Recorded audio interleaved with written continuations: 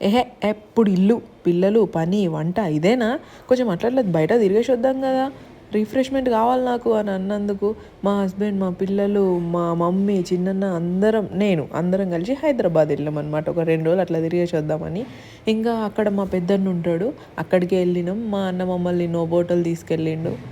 ఇంట్లో తిండిపోతే ఎవరంటే అది నేనే, చాలా ఇష్టంగా తింటుంది మా చెల్లె అని చెప్పి తీసుకుపోయిండు.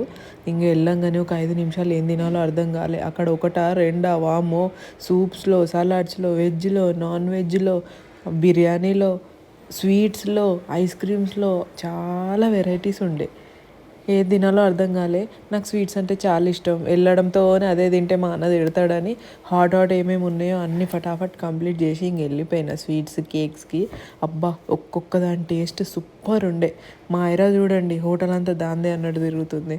అది మాత్రం వచ్చినప్పటి నుండి వెళ్ళేదాకా వాటర్ మిలన్ తప్ప ఇంకోటి తినలేదు. దానికి వాటర్ మిలన్ అంటే చాలా ఇష్టం, అది ఉంటే ఏది తినదు. చూడండి ఐస్ క్రీమ్స్, కేక్స్ ఎంత టెంప్టింగ్ ఉన్నాయి కదా.